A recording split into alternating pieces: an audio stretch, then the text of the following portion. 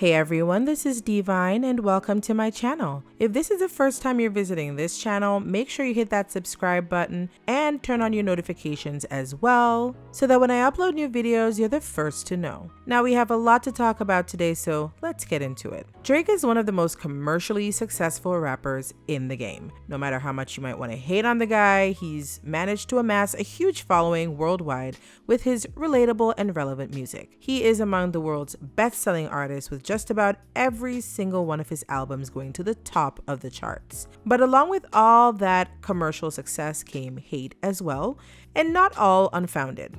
Drake became embroiled in several feuds with other artists throughout his career, some that he has seemingly managed to resolve, while others rage on. We're gonna take a brief look at one of those beefs today. Now, back in 2010, Drake claimed that he perfected the punchline style of rapping, which involves using one-word punchlines at the end of his sentences. And I'm not gonna say that he's wrong.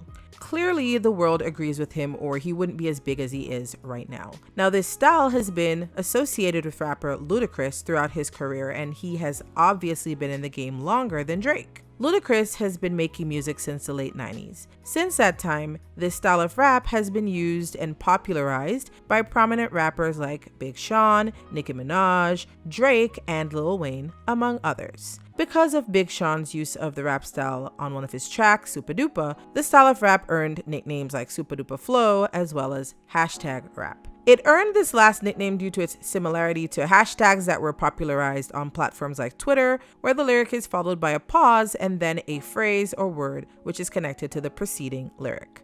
So it seemed like Drake had a lot of audacity when he called out Ludacris for copying a rap style that he is pretty much known for and has been using for years. During an interview in 2010 with All Hip Hop, Drake stated, "A bunch of rappers started doing it and using the most terrible references in the world. I don't want to offend somebody. I hate that rappers picked that flow up. I wish they had left that for people that know how to use it." Then he referenced a line from Ludacris's hit single, My Chip Bad, where he said, "Coming down the street like a parade, Macy's," saying that it was a corny example of a punchline. When Ludacris heard about it, he clearly got caught up in his feelings about it, because he went as far as to respond to Drake on the diss track Bada Boom, saying that Drake is softer than the Pillsbury Doughboy, and that he should be more careful when referring to a legend. He stated, "Counterfeit rappers say I'm stealing they flows, but I can't steal what you never made up, bitch."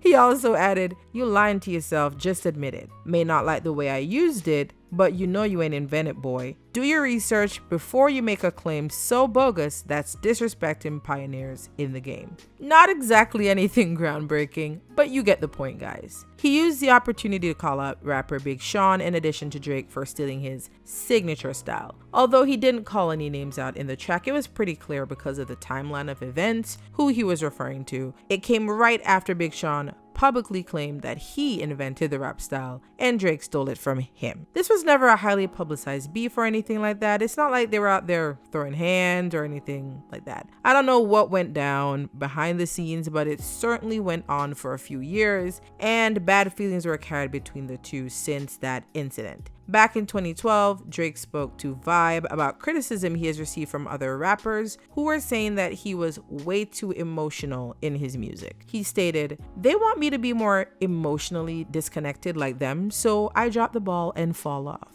That's where the backlash comes from. They want you to under-deliver so badly, and when you don't, they can't handle it. He referred directly to the situation with Ludacris, saying that it was just a case of someone trying to use his marketing money to get things going again for themselves, and that it didn't affect his day, his month, or his year. He said he wasn't even taking it that seriously. Essentially, he was just calling Luda outdated. Now, admittedly, Ludacris hasn't been dropping any gems in recent years, but the man has expanded his brand throughout the years to include production, acting, his own label, Disturbing the Peace, which operates as a subsidiary of Def Jam, his own brand of liquor. He's out there selling headphones. He opened a restaurant and he has endorsement deals. So yeah, he isn't at the top of the rap game right now, but he has had a pretty long career and he has diversified. He has always had his own distinctive voice. I have never had to check to confirm if Ludacris was on a track. But then again, he does technically announce himself on every track that he's done.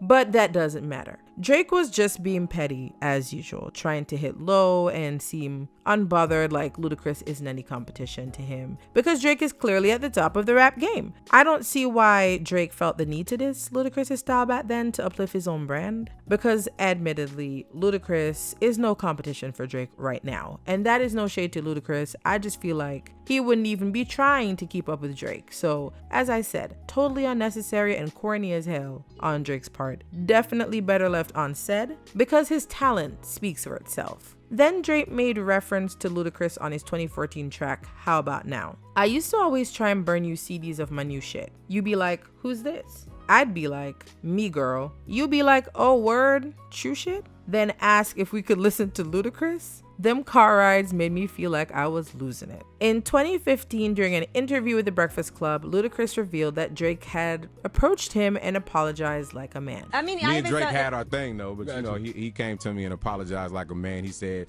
"Nah, man, you God body, you God body." That was the first time I heard. It was the first time I heard somebody call me God body. I was like, okay, well, nah, it's all good. Nah, me and Drake are alright, man. When Drake starts studying lessons.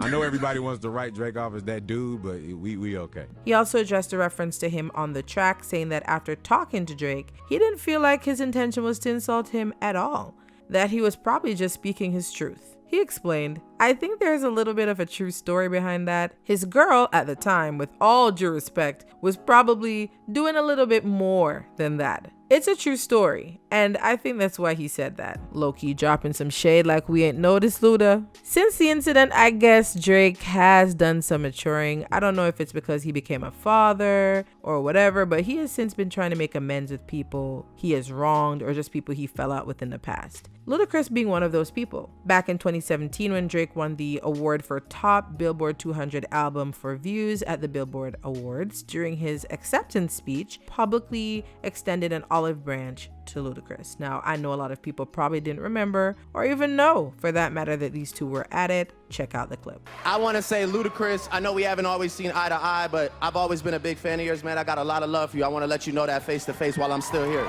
During an interview, Ludacris also addressed the matter, saying that the beef was basically over between him and Drake. He explained that they had a conversation about it and that they managed to make things good between each other. And honestly, it was about time, because it really was so corny and wasn't worth the hassle. They are two grown-ass men with a lot going for each of them, so kudos to them for taking that step toward reconciliation.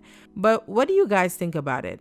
Let me know down in the comments. Don't forget to hit that subscribe button and share this video. Also turn on your notifications so that whenever I post a new video, you're the first to know. Until next time.